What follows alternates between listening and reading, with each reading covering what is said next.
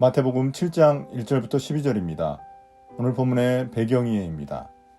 앞서 재물에 대한 삶의 방식을 다뤘다면 이제 형제를 대하는 태도에 대한 가르침입니다. 예수님은 쉽게 남을 비난하고 비판하는 것을 강하게 경고하십니다. 또한 아버지와 자녀의 비유를 통해 신실한 기도의 중요성을 강조하십니다. 7장 1절부터 6절입니다.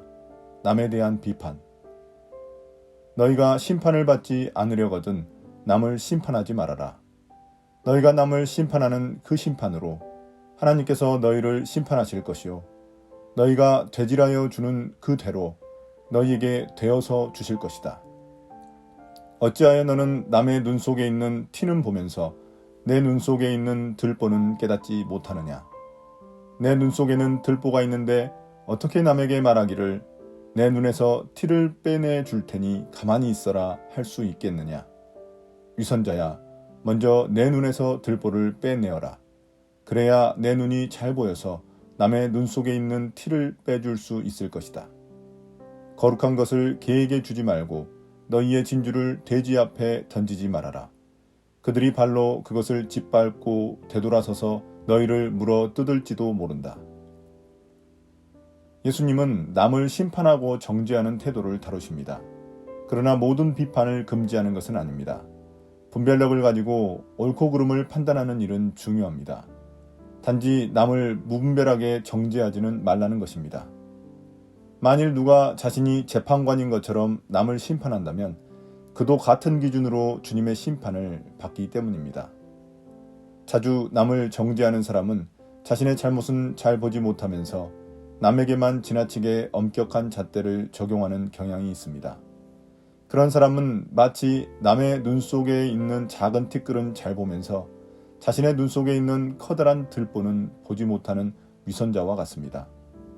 남의 결점을 집요하게 지적하여 자신의 의로움을 드러내려는 자입니다. 그러나 자신의 들보를 먼저 보는 사람은 남이 한 잘못에 대해 용서와 관용을 베풀 수 있습니다. 자신에게 엄격하면 남에게는 관대할 수 있습니다. 한편 뜬금없이 등장하는 6절에서 말하는 거룩한 것과 진주는 지금까지의 하나님 나라 가르침을 의미합니다. 이런 것들은 주님의 제자들이 아니라면 그 가치를 깨닫지 못하기에 전하는 대상, 여기서는 하나님 나라 밖에 있는 자들, 즉 개나 돼지로 표현된 자들에 대한 적절한 분별력을 갖추어야 한다는 의미입니다. 개나 돼지가 거룩한 것, 진주의 가치를 깨닫지 못하고 짓밟고 준 사람을 공격하는 것처럼 예수님의 가르침을 깨닫지 못하는 자들은 그것을 왜곡하거나 그 가치를 훼손할 수 있기 때문입니다. 7장 7절부터 12절입니다. 간절하고 지속적인 기도의 중요성. 구하여라. 그리하면 하나님께서 너희에게 주실 것이다. 찾아라. 그리하면 너희가 찾을 것이다. 문을 두드려라. 그리하면 하나님께서 너희에게 열어주실 것이다. 구하는 사람마다 얻을 것이요 찾는 사람마다 찾을 것이요 문을 두드리는 사람에게 열어주실 것이다. 너희 가운데서 아들이 빵을 달라고 하는데 돌을 줄 사람이 어디에 있으며 생선을 달라고 하는데 뱀을 줄 사람이 어디에 있겠느냐. 너희가 악해도 너희 자녀에게 좋은 것을 줄 알거든. 하물며 하늘에 계신 너희 아버지께서 구하는 사람에게 좋은 것을 주지 아니하시겠느냐. 그러므로 너희는 무엇이든지 남에게 대접을 받고자 하는 대로 너희도 남을 대접하여라. 이것이 율법과 예언서의 본뜻이다. 이제 기도에 대한 또 다른 설명입니다. 예수님은 간절하고 지속적인 기도의 중요성을 강조하십니다. 구하라, 찾아라, 두드려라는 세 가지 명령이 이것을 보여줍니다. 그러나 이 기도는 개인의 욕망을 위한 끈질긴 기도를 의미하는 게 아니라 하나님 나라와 그분의 의에 대한 끈질긴 기도를 의미합니다. 이에 대해 예수님은 아버지와 자녀의 비유를 드십니다. 아버지는 자기의 자녀가 떡을 구하는데 아무 쓸모없는 돌을 주실 리가 없습니다. 또한 생선을 구하는데 해로운 뱀을 주실 리도 없습니다. 하나님 아버지는 자신의 자녀들이 기도하며 구할 때 그들에게 가장 최선의 것들을 허락해 주십니다. 심지어 악한 아버지도 자신의 자식에게 좋은 것을 주기에 선하고 자비로우신 하나님 아버지는 훨씬 더 좋은 것을 주실 것을 기대할 수 있습니다. 누가복음은 여기서 좋은 것을 성령이라고 말하지만 더 넓은 의미에서 하나님 나라와 그분의 의와 관련된 모든 선물들을 의미합니다. 마지막 12절은 황금률이라고 불리는 말씀입니다. 5장 17절부터 계속된 산상설교 본론 부분의 요약이자 결론입니다.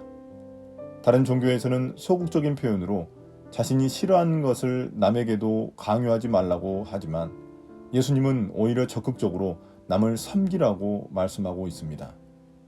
이것이 결국 이웃사랑을 강조한 율법과 예언서의 참된 뜻이라고 말씀하십니다. 오늘의 묵상 포인트입니다. 첫 번째, 예수님은 비판 자체를 금지하시는 게 아닙니다. 자신의 잘못은 깨닫지 못하면서 남을 판단하고 정죄하는 데에만 몰두하는 것을 금지하시는 것입니다. 자신의 연약함과 부족함을 아는 사람들은 남의 잘못에 대해 자비와 관용을 베풀 수밖에 없습니다.